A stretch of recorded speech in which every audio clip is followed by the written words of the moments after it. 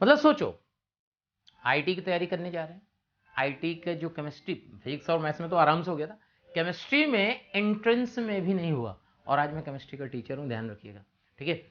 सच बताऊं तो टीचर उस समय पे किसी बच्चे से बात तक नहीं करते थे, मतलब बात ही नहीं करना, जो बोर्ड में पढ़ा दिया गया पढ़ लो, नहीं समझ में आया तुम जानो भैया।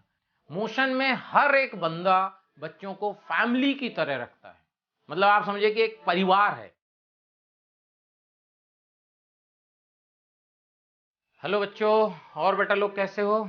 मैं राम रतन द्विवेदी, आरआरडी से, joint director motion education private limited and head of department of chemistry. मैं बेटा आज फिर आपके सामने आया हूं, उसी स्टोरी को कंटिन्यू में करते हुए आगे की जर्नी बताने। स्टोरी का फर्स्ट पार्ट आपने देखा होगा यूट्यूब में, नहीं देखा है तो देख लीजिएगा। उसकी आगे की कहानी मैं आपको आज बताऊंगा कि भाई कैसे कैसे मैंने कोचिंग पढ़ी, कैसे कैसे क्या क्या डिफिकल्टीज आई, उनके बारे में मैं आपको आज बताने आया हूं। क्या हुआ कि अपन ने कोचिंग में एडमिशन लिया, ठीक है, कैसे भी कैसे जुगाड़ करके पैसा वैसा इकट्ठा करके अपन ने कोचिंग में एडमिशन लिया। कोचिंग के एडमिशन की डेट थी 13 अगस्त, ठीक है बेटा, 13 अगस्त को मैंने एडमिशन लिया। अब बात जरा समझिएगा, क्योंकि मैं तो देखो बेटा, क्या आपको पहले स्टोरी में बताया गया था कि भाई मैं तो हिंदी माध्यम से पढ़ के आया था, और एडमिशन हो गया अपना coaching physics chemistry maths. Actually में वहाँ पे कानपुर में मैंने कोचिंग पढ़ी। वहाँ पे बेटा क्या है कि इंडिविजुअल सब्जेक्ट चलता है, फिजिक्स अलग, केमिस्ट्री अलग, मैथ्स अलग। ऐसा कोचिंग एज अ सिस्टम जैसा कोई चीज़ वहाँ नहीं था, अभी भी नहीं है, ठीक है। अपन ने क्या किया, इंडिविजुअल सब्जेक्ट में physics chemistry maths coaching join कर ली, ठीक है। केमिस्ट्री की बात करते हैं। केमिस्ट्री में जो सर थे, अभी भी हैं, बहुत शानदार टीचर है। अच्छा, फिर क्या हुआ कि वहाँ पे केमिस्ट्री में क्या होता था बेटा, एंट्रेंस टेस्ट होता था। क्या होता था? एंट्रेंस, मतलब बिना एंट्रेंस के एडमिशन नहीं होता था, ठीक है। अपन ने कहा चलो भाई एक काम करते हैं, एंट्रेंस देंगे भाई, फॉर्म वॉर्म खरीदे, एंट्रेंस देने गए। अच्छा, जब आप समझिए, जब एंट्रेंस देने में गया तो मैंने देखा कि क्वेश्चन के साथ ओएमआर शीट है, जो आप सब जानते हो ओएमआर शीट। अच्छा, मैंने फर्स्ट टाइम देखी थी उस टाइम पे, क्योंकि अपन तो सीधे बोर्ड से पढ़ के आए थे 12वीं पास करके, तो अपने को ओएमआर तो कभी देखी नहीं थी। अच्छा, खास बात, सारे क्वेश्चन जो है बेटा इंग्लिश में थे, सारे, ठीक है। तो सच बताऊं तो आधे से ज्यादा क्वेश्चन तो मेरे को समझ ही नहीं आए। क्यों? क्योंकि मैं तो हिंदी माध्यम से पढ़ के आया था, मेरे को तो भाई आइडिया था ही नहीं। भाई अपन तो त्रिभुज जानते थे ना, ट्रायंगल थोड़ी ना जानते थे कि ट्रायंगल क्या होता है, अपन तो त्रिभुज जानते थे, ठीक है। अच्छा, पेपर दिया तो अपन ने क्या सोचा कि आ तो रहा नहीं कुछ, तो अपन क्या करते हैं, सारे टिक कर देते हैं और टॉप कर जाएंगे। मतलब ऐसी मेरी थॉट थी कि सारे टिक कर देते हैं और अपन क्या करेंगे, टॉप कर जाएंगे, क्योंकि सब सही हो जाएंगे अपने। तो अपन ने सब क्वेश्चन में जो है, किसी का ए, किसी का बी, किसी का सी, किसी का डी, अपन सब सही हो जाए, मजा आ जाएगा, ठीक है। ठीक है भाई, हो गया एग्जाम। जब एग्जाम हो गया, रिजल्ट आया। रिजल्ट में क्या था कि लिस्ट लगी थी दरवाजे पे ना, गेट पे लिस्ट लगी थी। तो अपन गए कि भाई चलो एडमिशन तो हो ही गया होगा। पूरा ऊपर से नीचे तक लिस्ट देखे बेटा, कहीं नाम नहीं था, कहीं नाम ही नहीं था। मतलब सोचो, आईटी की तैयारी करने जा रहे हैं, आईटी का जो केमिस्ट्री, फिजिक्स और मैथ्स में तो आराम से हो गया था, केमिस्ट्री में एंट्रेंस में भी नहीं हुआ, और आज मैं केमिस्ट्री का टीचर हूँ, ध्यान रखिएगा, ठीक है। अब क्या हुआ, अब साला टेंशन हो गई कि यार अब कैसे होगा। फिर कुछ सोर्स से पारस लगाई गई, जुगाड़ बैठाया गया कहीं से। तो मैथ्स वाले टीचर थे, उनके कोई परिचित के हमने खोजे, तो उन्होंने लिख के एक कागज़ में लिख के दे दिया कि भाई इनका एडमिशन हो जाए। तो मैंने एडमिशन जब सर के पास गया, जो केमिस्ट्री पढ़ाते थे, पंकज अग्रवाल सर थे, मैंने उनको दी। तो उन्होंने बहुत ध्यान से देखा कि यार ये बताओ, सोर्स से एडमिशन ले रहा है, चलो भाई एडमिशन उन्होंने ले लिया, क्योंकि एक दूसरे की बात का जो है सम्मान करते हैं टीचर ना। अपन ने एडमिशन ले लिया। अच्छा, जब एडमिशन लिया तो चैप्टर चल रहा था क्लास में रेडॉक्स। कौन सा चैप्टर चल रहा था बेटा? रेडॉक्स। अच्छा, रेडॉक्स जो चैप्टर चल रहा था वो मिड में था, बिगिनिंग में नहीं, मिड में था, मतलब क्योंकि पहले से स्टार्ट हो गया होगा। तो मिड में चैप्टर चल रहा था, तो अपन तो क्लास में बढ़िया एकदम अच्छे अच्छे नोट्स बनाने के लिए भैया रजिस्टर खरीद के बैठ गए। सच बताऊं तो मेरे को रेडॉक्स कुछ नहीं समझ में आ रहा था। क्यों नहीं समझ में आ रहा था? क्योंकि वो बार बार क्या कर रहे थे, इसके मिली इक्विवेलेंट इसके बराबर कर दो, इसके मिली इक्विवेलेंट इसके बराबर कर दो। अच्छा, मिली इक्विवेलेंट फर्स्ट टाइम सुने थे कि यार ये मिली इक्विवेलेंट क्या होता है। अच्छा, 12वीं में अपन ने क्या, ऐसा नहीं है कि रेडॉक्स अपन ने 12वीं में नहीं पढ़ा था, लेकिन रेडॉक्स में मिली इक्विवेलेंट का वहां तो कोई जिक्र ही नहीं हुआ था। वहां तो ये जिक्र हुआ था 12वीं क्लास में, जब हमने बोर्ड में पढ़ाई की तो वहां ये जिक्र हुआ था कि कभी भी कोई रिएक्शन करे तो N1V1 बराबर N2V2 कर देना। अब यहां पे कह रहे हैं मिली इक्विवेलेंट बराबर कर दीजिए। अच्छा, खास बात, मिली इक्विवेलेंट और N1V1 सेम होता है, लेकिन बताने वाला बेटा कोई नहीं था कि मिली इक्विवेलेंट और N1V1 जो होता है, क्योंकि N1V1 equal to milli equivalent सबको पता है वॉल्यूम ml में होता है, तो दोनों सेम होते हैं, लेकिन बताने वाला कोई नहीं। ठीक है, बहुत पढ़ता था मैं, बहुत। जैसे जनरली लोग क्या कहते हैं ना कि जो आईटी में सेलेक्ट होते हैं वो कहते हैं मैं तो बहुत आराम से 3 घंटे 4 घंटे पढ़ता था और मेरा सिलेक्शन हो गया क्योंकि मेरा दिमाग बहुत तेज था। ऐसा लोगों का थॉट होता है, बट मैं आपको अपने बारे में बताऊं, मैं बहुत पढ़ता था। क्यों? क्योंकि हम लोग हिंदी माध्यम से पढ़ के आए और क्लासेस इंग्लिश में चल रही थी, तो पहले इंग्लिश का क्वेश्चन पढ़ते थे, फिर उसको ट्रांसलेट हिंदी में करते थे। अच्छा, इसका मतलब ये है, क्योंकि उस टाइम की बात है जब कोई भी टीचर किसी को सजेस्ट करता ही नहीं था कि आप ऐसे पढ़ो। सच बताऊं तो टीचर उस समय पे किसी बच्चे से बात तक नहीं करते थे, मतलब बात ही नहीं करना, जो बोर्ड में पढ़ा दिया गया पढ़ लो, नहीं समझ में आया तुम जानो भैया। ठीक है, तो भाई ठीक है, अपन पढ़ने लगे, रटने लगे, कुछ चीजें नहीं समझ में आई तो रटने लगी। ठीक है, थोड़ा थोड़ा समझ में थोड़ा आया, बहुत कुछ नहीं आ रहा था। उसके जस्ट 3-4 दिन बाद, क्लास ज्वाइन करने के 3-4 दिन बाद जो है रेडॉक्स खत्म हो गया, और रेडॉक्स खत्म होने के बाद एक टेस्ट हुआ। बहुत आपको लगेगा कि यार ऐसा भी होता है क्या। रेडॉक्स जब टेस्ट हुआ बेटा, तो सारा पेपर जो है रेडॉक्स का ही था। सच बताऊं तो फिर मेरे को एक भी क्वेश्चन समझ में नहीं आ रहा था पेपर का। आपको बहुत सारे बच्चों को रहता है कि क्वेश्चन में यार सर पेपर में क्वेश्चन ही नहीं हुआ, बहुत सारे लोग तो छोड़ देते हैं, बीच में चले जाते हैं, मैं नहीं पढ़ रहा, मेरे बस की नहीं है। अब ध्यान से सुनिएगा आप, क्या हुआ कि रेडॉक्स का टेस्ट हुआ तो अपन घर से गए और दही चीनी खा के कि एकदम टॉप करेंगे। ठीक है, सो जो है बेटा, जब अपन ने टेस्ट पेपर देखा तो सच बताऊं, टेस्ट पेपर में मेरे को एक आध क्वेश्चन आते हो एग्जैक्टली में याद नहीं है, लेकिन मैक्सिमम क्वेश्चन तो अपने बाउंसर हो रहे थे। अब टेंशन हो गई कि यार ये तो एक भी नहीं हो रहा। फिर मैंने क्या सोचा कि यार एक काम करता हूं, फिर उसी तरह करता हूं, शायद फिर टॉप कर जाऊं। ऐसा हो सकता है भाई, ऐसा होता है कि 4 में से एक आंसर तो आना ही है भाई, एक आना है तो एक को टिक कर देंगे तो आंसर आ जाएगा। हो सकता है मैंने जो सी टिक किया वो सी ही सही हो, मे बी, तो अपन ने फिर वही ABCD सब टिक कर दिए। ये तब की बात है जब कोचिंग में 5000 बच्चा था। जिस कोचिंग में मैं पढ़ता था वहाँ 5000 बच्चा था, 5000 नो, 700-800 का बैच होता था, एक बैच में 700 to 800 स्टूडेंट होते थे। सो ठीक है, अब हो गया भाई, टेस्ट हो गया, अपने सब सही हो गया, मजा आ गया, बढ़िया पेपर शानदार हुआ। क्योंकि आप देखो कि कभी किसी से पूछते हो ना कि पेपर कैसा हुआ, शानदार, तो पेपर कभी खराब नहीं होता। खराब क्या होता है? रिजल्ट। पेपर तो कभी खराब, आप कभी पेपर देख के आओ, कोई भी पूछे आप क्या कहते हो? हाँ बढ़िया बढ़िया बढ़िया। पेपर शानदार होता है, रिजल्ट खराब होता है। ठीक है, ओके। तो अब क्या हुआ कि भाई रिजल्ट आया। रिजल्ट कैसे रिजल्ट आता था? सुनो, रिजल्ट ऐसा नहीं था कि वो पहले तो भाई मोबाइल थे ही नहीं। सो रिजल्ट आया तो जो गुरुजी थे, गुरुजी के हाथ में 2 पेज थे। ठीक है, 2 पेज में सबके नाम लिखे थे। तो उन्होंने जो है एक पेज से जो है स्टार्ट किया बोलना। फर्स्ट नाम बोला तो कोई खड़ा ही नहीं हुआ। जो पहला नाम था, जो भी नाम था, एग्जैक्टली में तो नाम याद नहीं है, जो भी नाम था उसको बोला गया, सर ने नाम बोला, वो बच्चा खड़ा नहीं हुआ।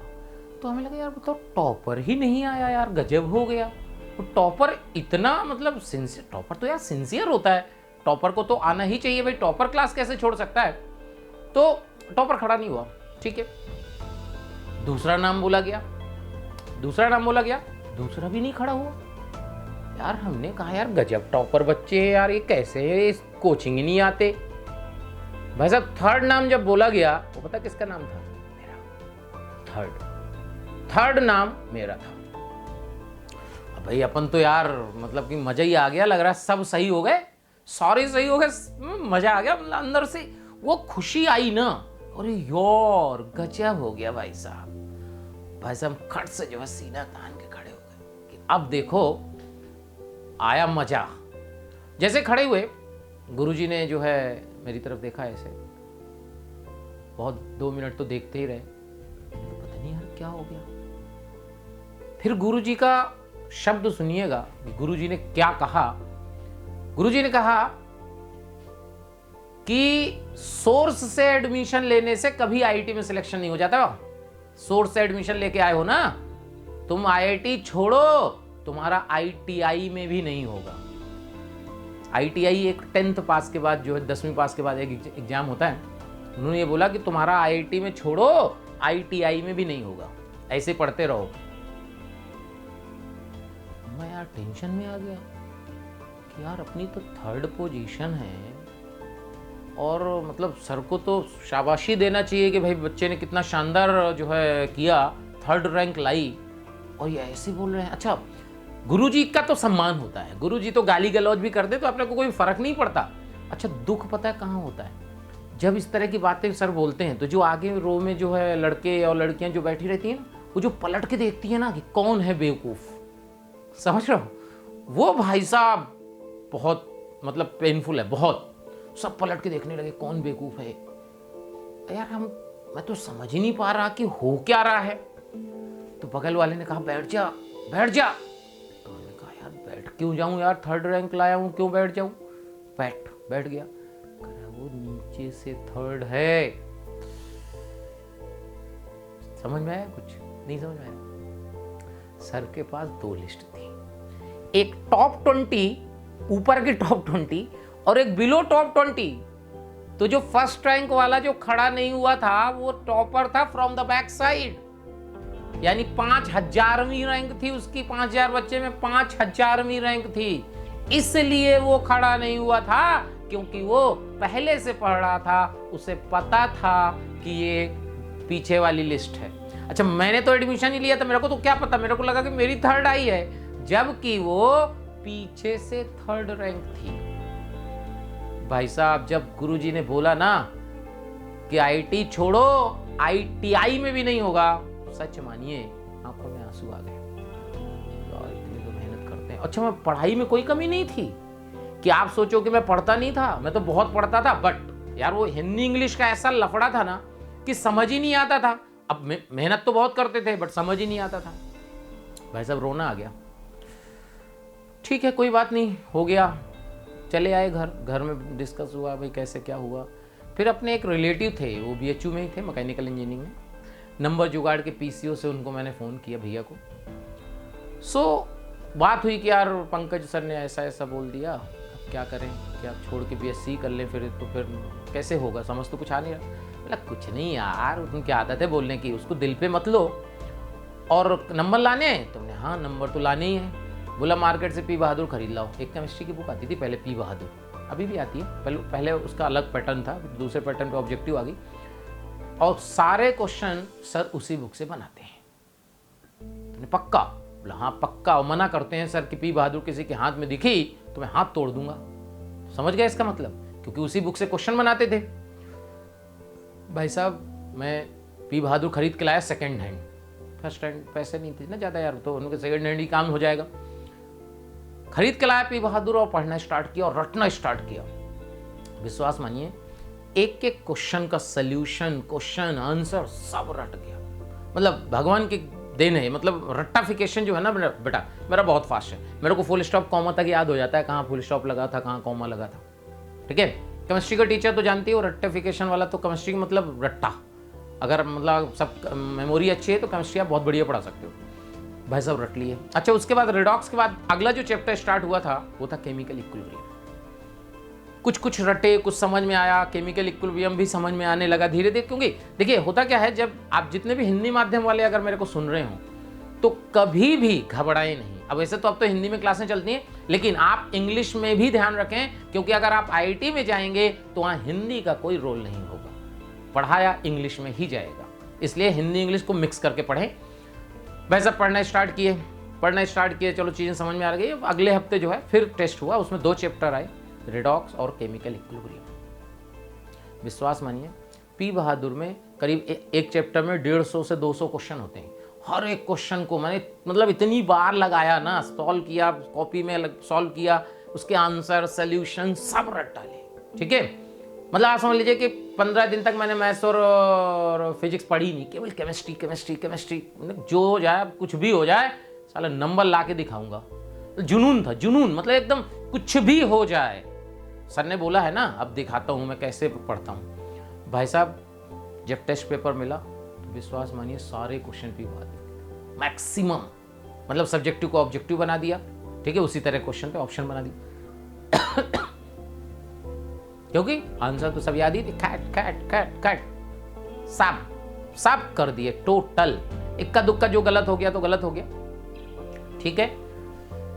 रिजल्ट आया, फिर से गुरुजी आए अपना 2 लिस्ट लेके, रिजल्ट आया। जो उन्होंने टॉप 20 बोले, मतलब जो एक टॉप 20 की बच्चों की लिस्ट में नाम अपना नहीं था, ठीक है, क्योंकि अपन भी नीचे से 20 में तो थे ही नहीं। जब उन्होंने नाम दूसरी लिस्ट उठाई तो उसमें पहला नाम आपके सर का था, समझिए। उसमें फर्स्ट नाम जैसे बोले राम रतन द्विवेदी, अब भाई साहब वो जो खुशी मिली ना, आप मतलब इमेजिन नहीं कर सकते कि मतलब अंदर से इतना मतलब खुशी मिली, मैं खट से खड़ा हो गया। फिर गुरुजी ने 2 मिनट,